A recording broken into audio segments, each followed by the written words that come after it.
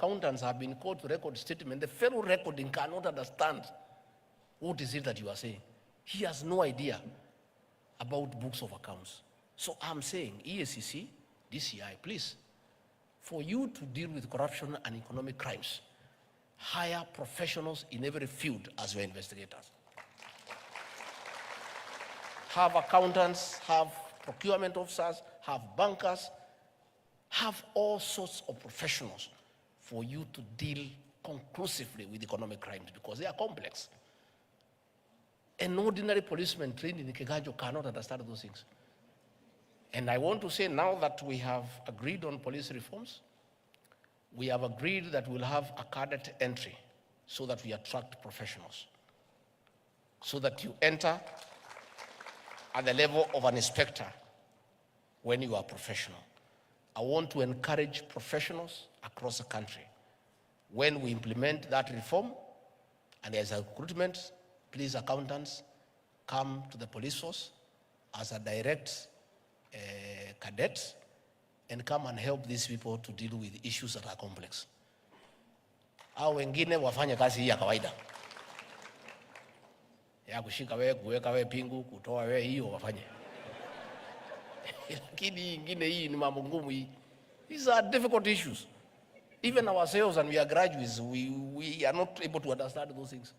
So that's why we hire accountants to advise us. That's why we hire lawyers to advise us, because you are not good at that profession. So to avoid this harassment of professionals by police, let us bring in professionals in the investigation agencies and things will be okay. Finally, you are aware, we want to privatize all non-profit making state corporations so that we can give them to you people, because you are the one who knows how to do business. The work of government is not to do business, PS. Our work is to give services.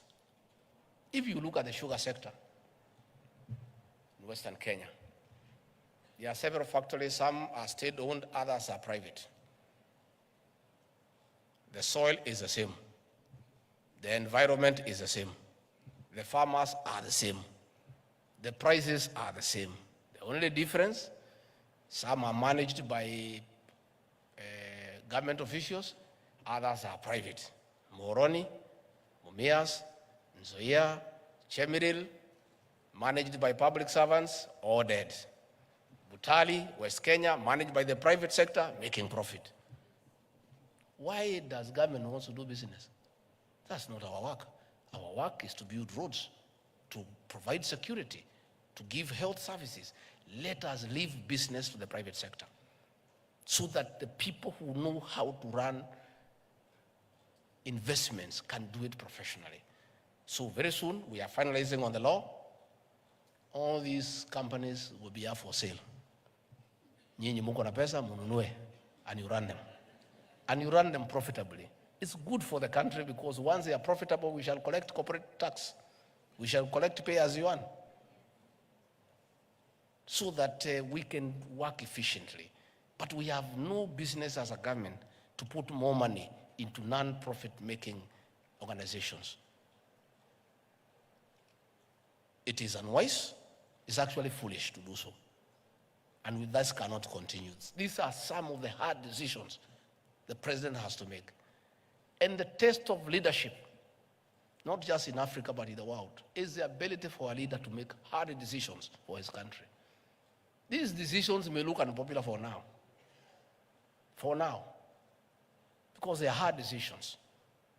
But in another 24 months, people will say these were the right decisions, because hard decisions must be made. There is no other way of turning around this economy.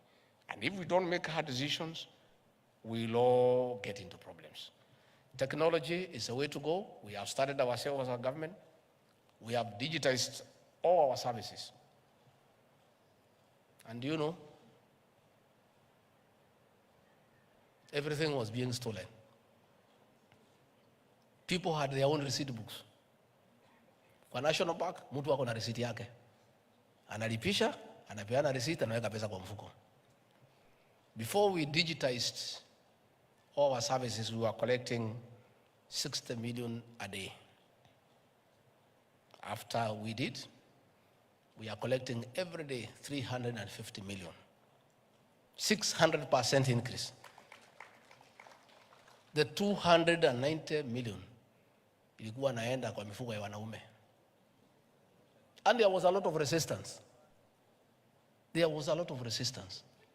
And we said, if you cannot agree that we digitize our services, we pay through one Paybil number, Mutembei uende nyumbani.